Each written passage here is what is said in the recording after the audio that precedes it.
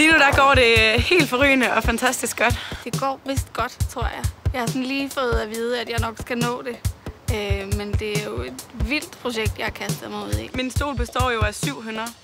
Og lige nu der har vi haft færdiggjort en af hønnerne, og det ser bare virkelig godt ud. Altså det er meget bedre end på tegningen. Fra tegning til realitet, det er blevet gange 20 bedre. Det er virkelig imponeret, og især deres bundmagernes effektivitet og måden, de er professionelle på, den er helt enorm. Det er sjovt at arbejde sammen med håndværkerne, men det er sådan... Det er lidt et underligt skiftende spil, om de er min assistent, eller jeg er deres assistent. Det svinger lidt alt efter, hvilken proces vi er i gang i. Fordi når det handler om pelsen, så er jeg bare hands down. Altså, de ved alt, og jeg ved intet, og jeg skal bare lære og forsøge at ødelægge noget. Og når det så kommer til sådan at give det form og følge mine skitser, så er det jo mere dem, som spørger mig til råd. Så det er sådan meget ligeværdigt indtil videre. Det er min nye kreation. Et cykelcover-sæde.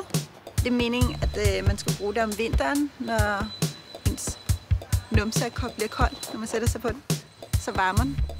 Mit møbel er i og for sig konstrueret som et hver anden stol med en fast skal og så fire ben. Men det, der så sker her, det er, at der kommer alt muligt levende ud bagfra, som sådan en stor fjerdragt eller en stor manke. For mig der betyder det meget, når jeg designer, at mit møbel har en funktion. At det ikke bare er sådan, at du stiller hen i hjørnet, og så er det et design, og så står det der og kigger. Det der konkurrenceelement, det tror jeg ikke rigtig popper op før showet. Jeg synes, det er sjovt at være med i en konkurrence. Godt lide, der er sådan spænding. Jeg tror, jeg er det fødte konkurrencemenneske, så det tænder mig lidt at stå midt i alt det her.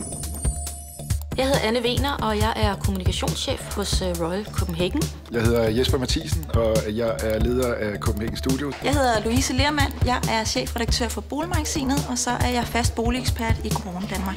Mit navn er Morten Engelbrecht, og jeg er direktør og indehaver af møbelvirksomheden Engelbrecht. Vinderen af den gyldne pelsnål skal være i stand til at arbejde kreativt med pels, men også være i stand til at få en idé, der er fuldstændig ud over det sædvanlige. Vedkommende skal være æstetisk og være funktionel i sin tankegang, og der må gerne være lidt humor, men der skal altså også være en gennemgående og bærende idé, som giver mening umiddelbart, når man ser produktet.